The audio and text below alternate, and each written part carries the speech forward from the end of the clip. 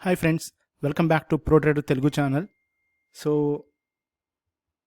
మనం యాక్చువల్గా కనుక ఇప్పుడు ఇవాళ మార్కెట్ కనుక చూస్తే ఇవాళ యాక్చువల్గా 2 స్వింగ్స్ ఇచ్చారు. 2 స్వింగ్స్ కూడా బ్యూటిఫుల్ స్వింగ్స్ అనమాట. యాక్చువల్గా ఓన్లీ నాకు తెలిసినంత వరకు అయితే ప్రాపర్గా చార్ట్ ఎవరైతే ఫాలో అవుతారో, ట్రెండ్ని కనుక ఫాలో అవుతారో అంటే స్కాల్పింగ్లో, సో వాళ్ళు ఒక్కళ్ళే ఇవాళ ఎస్కేప్ అయి ఉంటారు. మిగతా వాళ్ళు యావరేజ్లు చేసి ఎగ్జిట్లు అయిపోయిన వాళ్ళు ఉంటారు. లేదా ఇన్వెస్టర్స్ కూడా కొంతమంది నాకు తెలిసినంత వరకు భయపడి ఒక 20-30% వెయిట్ తగ్గించుకున్న వాళ్ళు కూడా ఉంటారు ఫస్ట్ ఫాల్ తర్వాత. ఫ్రెండ్స్, ఇంకా నేను చూస్తే డేటా రాలేదు, ఇది నిన్నటి డేటానే మనకి. సో నేను జస్ట్ రిఫ్రెష్ చేసి కూడా చూశాను. బట్ నాకు తెలిసినంత వరకు ఈవేళ ఎఫ్ఐ డేటా మనకి ఎలా ఉందో ఇవాళ ఎలా ఉందో అలాగే ఉంటుంది అనుకుంటున్నాను. మోస్ట్లీ ఉంటే ఒక 1000 crores సెల్ చేస్తారు మ్యాక్స్. ఎందుకంటే మనకి టెక్ కంపెనీస్ ఏదైతే ఉన్నాయో, all tech companies front line TCS, Infosys, tech Mahindra, HCl, వీళ్ళందరూ కూడా అందుట్లో చాలా మటుకి సెల్లింగ్ స్టార్ట్ అయింది, అది కంటిన్యూ అవుతుంది. ఓకే, అండ్ డిఏఎస్ నాకు తెలిసి ఇవాళ యాజ్ ఇట్ ఈస్గా ఒక 1000 crores నుంచి 800 crores దాకా కొని ఉంటారని నా ఉద్దేశం. చూద్దాం, ఈ వీడియో చేసి లోపల ఒకవేళ రిఫ్రెష్ చేస్తే ఏమన్నా అవుతుందేమో చూద్దాం ఫ్రెండ్స్.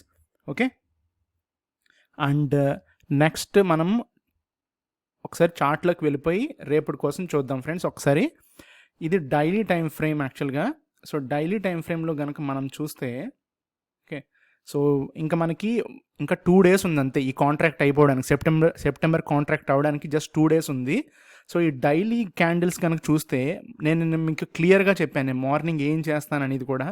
సో ఎవరైతే ఇవాళ మార్నింగ్ షార్ట్ చేసి ఉంటారో వాళ్ళకి నాకు తెలిసినంత వరకు బంపర్ ప్రాఫిట్ వచ్చి ఉంటుంది ఎవరికైనా సరే.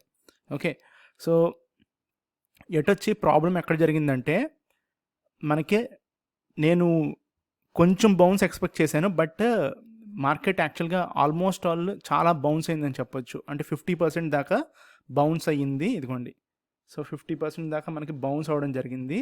మార్కెట్ మట్టుకి ఈవేళ మనం ఏదైతే అనుకున్నామో, ఏమాత్రం కొంచెం పైన ఓపెన్ అయినా నేను షార్ట్ చేస్తానని చెప్పాను కదా. సో మనకి షార్టింగ్ ఆపర్చునిటీ క్లియర్గా వర్కౌట్ అయింది ఫ్రెండ్స్. అండ్ ఇదిగోండి, నేను పైవోట్ లెవెల్స్ కూడా ప్లేస్ చేశాను. మీరు చెప్తాను కదా, ఎప్పుడు నేను ప్రతి వీడియోలో చెప్తాను కదా. So pivot levels, moving averages, volume సరిపోతుంది యాక్చువల్గా మనకి. ఓకే, సో ఇప్పుడు మీకు మూవింగ్ యావరేజెస్ ప్లేస్ చేసినా కూడా 20 పీరియడ్ అవ్వచ్చు, 8 పీరియడ్ అవ్వచ్చు, సింపుల్ మూవింగ్ యావరేజెస్ మీకు క్రాస్ ఓవర్ వస్తుంది. ఇక్కడ మీకు మనకి షార్టింగ్ అనేది క్లియర్ కట్గా ఉంది. S1 S2కి హిట్ అయింది, S2 నుంచి మనకి బౌన్స్ అయింది. యాక్చువల్గా S2 నుంచి బౌన్స్ అవ్వలేదు, నేను మీకు నిన్న వీడియోలో కూడా చూపించుంటాను మోస్ట్లీ. మీకు ఇక్కడ గ్యాప్ ఫిల్ అనేది అయిపోయింది ఫ్రెండ్స్. ఓకే, సో ఈ గ్యాప్లో ఆర్డర్స్ ఉంటాయని చెప్పాను కదా మీకు. సో ఇక్కడ మనకి పెండింగ్ ఆర్డర్స్ ఉంటాయన్నమాట. పెండింగ్ ఆర్డర్స్ అంటే జనరల్గా మనకి ఎవరైతే ఆ మూమెంట్ క్రియేట్ చేశారో ఇక్కడ ఏరియాలో మూమెంట్ క్రియేట్ చేశారో అక్కడ ఇంకా లెఫ్ట్ ఓవర్ ఆర్డర్స్ ఉంటాయి అన్నమాట. రెండోది ఏంటంటే, ఇప్పుడు నేను మీకు ఎలా చెప్తున్నానో అలా చాలామంది అక్కడ ఆర్డర్స్ పెట్టుకుని వెయిట్ చేసే వాళ్ళు కూడా ఉంటారు. ఓకే, ఆ ఏరియా మొత్తంలో ఒక చోట అనేది ఫిక్స్డ్గా ఉండదు. ఆ ఏరియా మొత్తంలో ఆర్డర్స్, బై ఆర్డర్స్ అనమాట. అంటే అక్కడికి వచ్చినప్పుడు మార్కెట్ రిస్క్ రివార్డ్ తీసుకుంటారు. 1:2 కానీ 2:4 కానీ తీసుకుని అక్కడ బై ఆర్డర్స్ ప్లేస్ చేసుకుంటారు.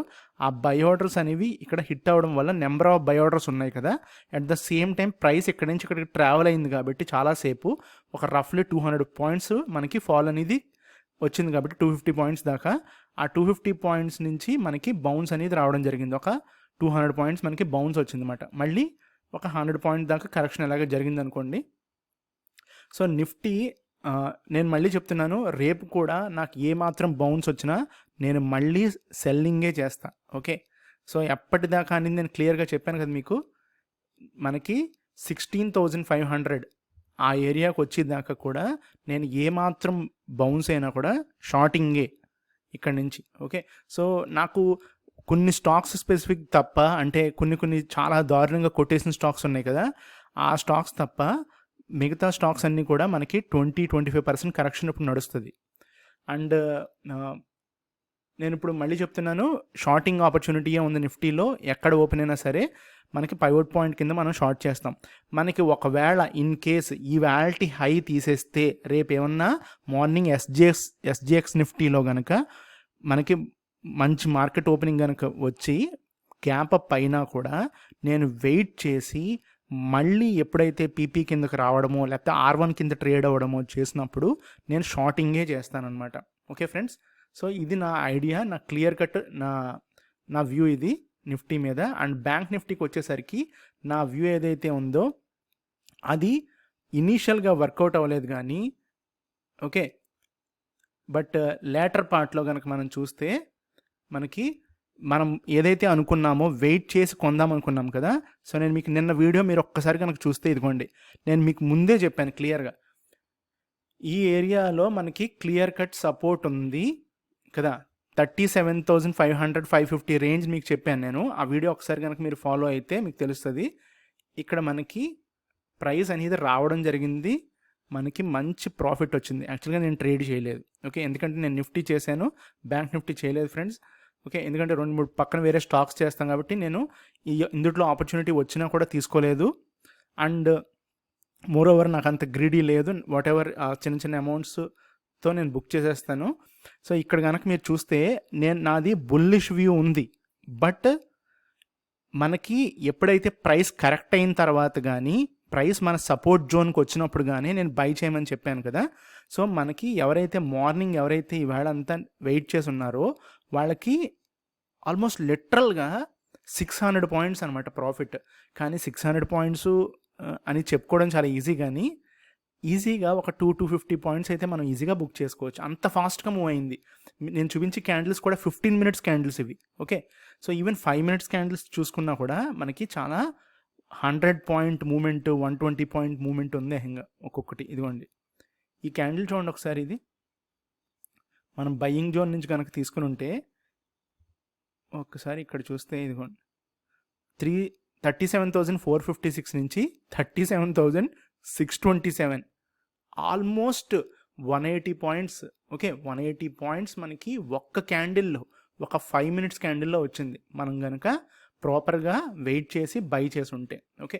సో నేను ఎందుకు రిపీటెడ్గా చెప్తున్నానంటే ఇలాంటి ఆపర్చునిటీస్ వచ్చినప్పుడు తీసుకోవడం బెటర్, కానీ మనకి ట్రెండ్ లేనప్పుడు ఇదిగోండి ఇలాంటి ఏరియాస్లో ట్రేడ్ తీసుకుని ఏంటి ఉపయోగం కదా.